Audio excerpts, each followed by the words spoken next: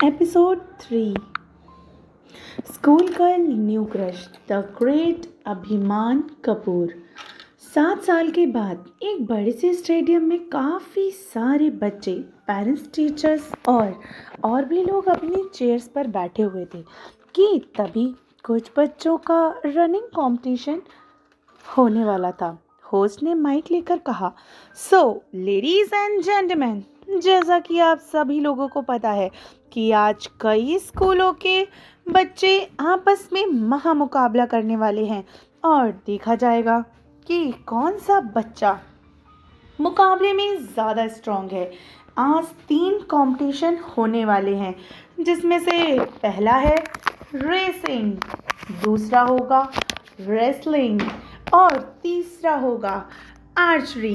तो I hope so कि आप लोग ये कंपटीशन देखने के लिए काफ़ी उत्सुक होंगे। सभी लोग होस्ट, जो कि स्टेडियम में काफ़ी ऊंचाई पर बैठा था, उसकी बातें सुनकर तालियों से ज़ोर ज़ोर से गड़गड़ा रहे थे।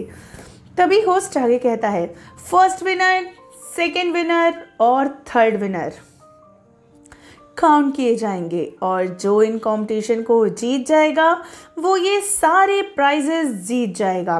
होस्ट की बात सुनकर पूरा स्टेडियम तालियों की गड़गड़ाहट से एक बार फिर से गूंज उठा।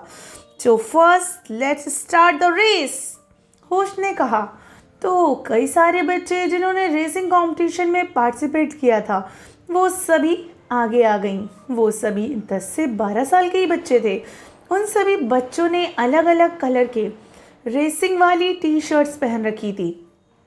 किसी ने रेड पहनी तो किसी ने ब्लू, तो किसी ने ग्रीन पहन रखी थी, किसी ने येलो। वो सभी ब्लैक और वाइट कलर के शूज़ और हाफ पजामे में थे। वो सभी बच्चे अपनी अपनी लाइंस में खड़े हुए थे। जो बच्चे स्टेडियम में बैठ के एंजॉय कर रहे थे वो सभी अपने हाथ में अपने अपने स्कूल के बच्चों के सपोर्ट करने के लिए उनकी फ़ोटोज़ और नाम के बैनर पकड़े हुए थे। तभी येलो कलर की टीम जोर जोर से राका राका नाम की होर्डिंग करने लग जाती है। राका राका राका राका राका शब्द सुनते ही सभी लोग सामने वाले एक लड़के को देखने लग जाते हैं, जो कि इस वक्त 13 या 15 साल का लग रहा था। राका स्टाइल से एंट्री मारता है और उसकी आंखों में एक आग थी। वो आग उसने किसी के लिए अपनी आंखों में समा रखी थी।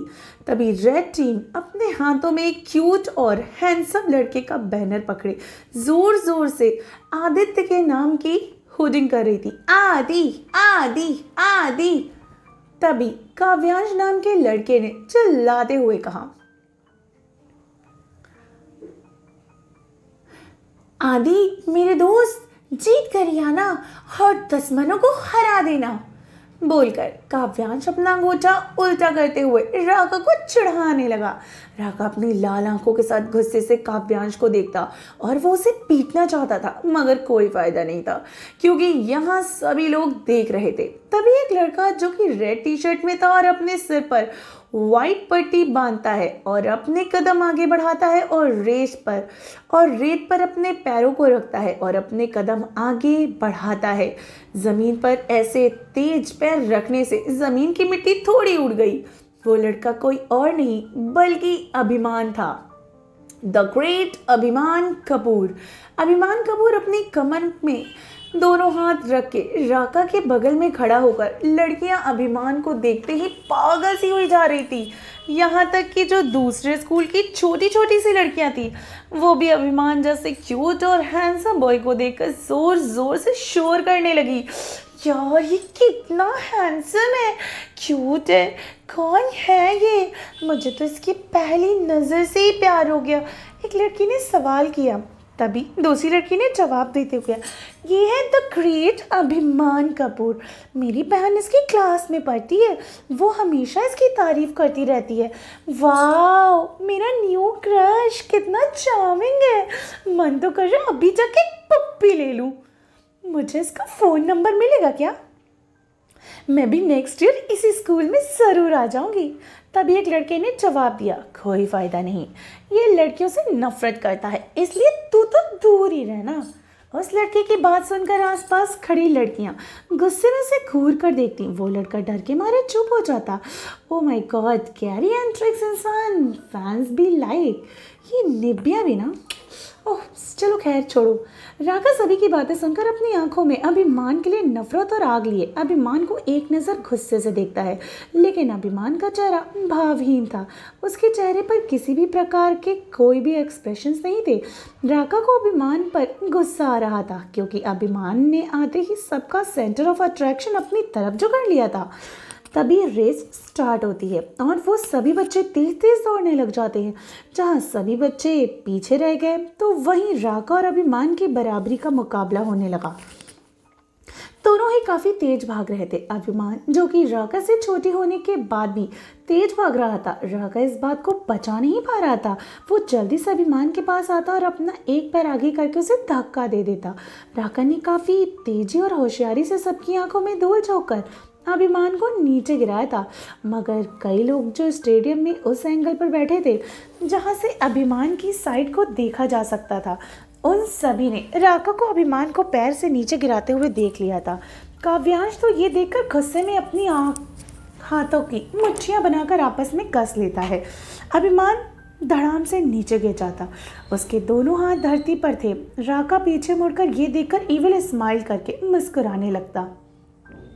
आगे मुंह करके जैसे वो तेज तेज भागने लगा कि तभी उसके शूज़ की डोर ओपन हो गई और वो उसमें उलझ के नीचे गिर गया। अभिमान जल्दी से खड़ा हुआ और अपने कपड़ों से मिट्टी झाड़ते झाड़ते हुए तेज तेज भागने लगा। उसे राका की गुस्सा तो आ रहा था, मगर वो इस वक्त कुछ भी नहीं कर सकता।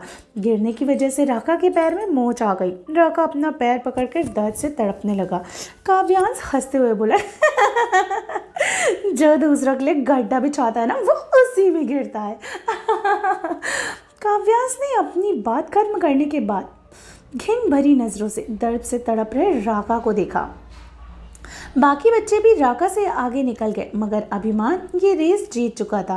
राका ने पर्सनल आदमी जल्दी से राका को अपनी गोद में उठा के हॉस्पिटल ले गए, मगर राका दर्द से ज़्यादा नफरत भरी निगाहों से अभिमान को ही देख रहा था, जो फर्स्ट स्टेप पर टॉप पे खड़ा था और उसे मेडल पहनाया जा रहा था। सभी लोग अभिमान की होर्डिंग कर रहे थे। वहीं दो देवदूत जो आसमान में ऊपर बादलों से ये दृश्य अपनी आंखों से देख रहे थे। उन दो देवदूतों में से किसी एक ने कहा, इनकी दुश्मनी आगे चलकर इस कहानी में नए नए ट्विस्ट लाएगी।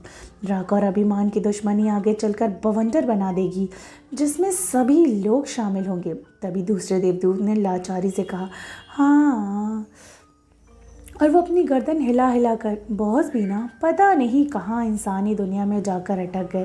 काश उन्हें उनकी सच्चाई का पता होता कि वो कौन है। तभी पहले के कहा, ज़रूर पता चलेगा, मगर अभी नहीं, सही समय आने पर। तभी वहाँ पर आरोही अभिमान से मिली भी तो नहीं है यार। बोलते हुए वो दोनों मैच को एंजॉय करने लगे।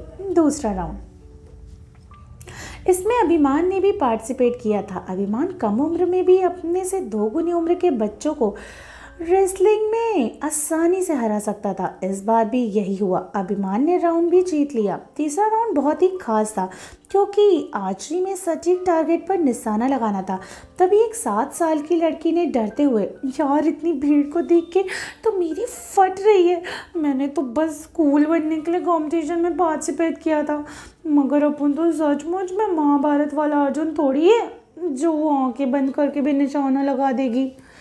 उस क्यूट सी लड़की की बातें सुनकर उसकी दोस्त उसे समझाते हुए बोली, ओए बेटा भूल मत, तूने उस दिन कंचे से बोतलें फोड़ी थी, उसी जगह हेडमास्टर का सर फोड़ दिया और तब जाकर तुम्हें इस कंपटीशन में पार्टिसिपेट करने को मिला, समझी। वहीं यानी आरोही ने ये सुनकर बोला, यार तब तो मैं क्लास बंक करके और पर वहाँ बोतल पे टारगेट गुलेल से निशाना लगा रही थी, मगर गलती से वहाँ गुजर रहे सर का सर फोड़ दिया और सर फिर मुझे प्रिंसिपल सर के पास ले गए और फिर प्रिंसिपल सर ने मुझे पनिशमेंट देने की जगह मेरा अनोखा टैलेंट देखकर मुझे इस कंपटीशन में भाग लेने को बोल दिया। हे भगवान, तो इसमें बता मेरी क्या गलती है। वहीं आरोही मुँह का पाउच बनाते हुए बोलती है।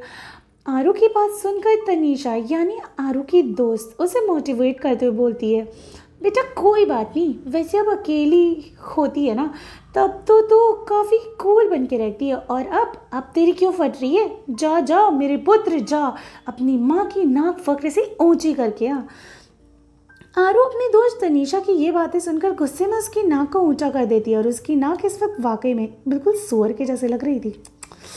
ओह, ऐसा देखकर आसपास के बच्चे तनीषा को देखकर हंसने लगते हैं। तनीषा जल्दी से आरू को अपनी नाक से झटकती है और आंखें छोटी करके कहती, यू आरू की बच्ची, यू रास्कल। अच्छा मैं रास्कल, ये तुम्हारी सजा थी। आज याद रखना, मेरी माँ नहीं मैं बल्कि तेरा बाप हूँ, और मैं भी सबको समझती हूँ, समझी? सभी लोग आरू से डरते थे और आरोही के सामने अपने घुटने टेक देते थे। आरोही खुद की तारीफ करते हुए बोलती है। तनीषा उसकी बातें सुनकर अपनी आंखें दोबारा छोटी करके कहने लगी, मुझे लगता है मुझे तुम्हारी शिकायत तुम्हारी माँ से करनी होगी। सच में? और वो क्यों? आरू कन्फ्यूजन होकर बोलती है। तभी तनीषा ने कहा, क्योंकि तू भी ना उस गली के गुंडे और आवारा लड़कों की तरह रहकर उसकी भाषा सीख गई है। आरोही, तनीषा उसकी बात सुनकर कुछ बोलने वाली थी कि तभी टीचर आई और आरोही को डांटते हुए कहने लगी, आरोही तुम यहाँ हो और वहाँ सभी तुम्हारा इंतजार कर रहे हैं, चलो जाओ अब। आरोही हाँ में अपनी गर्दन हिलाकर वहाँ से चली जाती है जहाँ सभी बच्चे मौजूद थे। आरोही इस वक्त ब्लू ड्रेस में थी। आरोही अपनी जगह पर चली जाती है। उसके कुछ दूरी पर ही अभिमान, जो कि रेड ड्रेस में मौजूद था, वो अपने हाथों में 2 राउंड खेलने के बाद भी अभिमान को अभी तक कोई हरा नहीं पाया था। उसके चेहरे पर थकान की जगह एक तेज था जो उसे आम इंसानों से सबसे अलग बनाता था। आरोही अभिमान भले एक दूसरे के बगल में खड़े थे, मगर उन दोनों ने इस वक्त एक दूसरे को नहीं देखा। आरोही की हाइट अभिमान की हाइट से मुकाबले काफ़ी ज़्यादा छोटी थी। जब ऊपर बादलों में बैठे देवदूतों ने अभिमान और आरोही को एक साथ देखा तो उनके चेहरे पर भी स्माइल उभर आई। पहले देवदूत ने कहा, अब आए असली मज़ा देखने में, इन दोनों की टक्कर आखिर किस प्रकार की होगी। तो दूसरे देवदूत ने कहा, मैं तो स्टोरी को लाइव देख रहा हूँ, सच में देखते हैं गॉड जीतेंगे या ह्यूमन।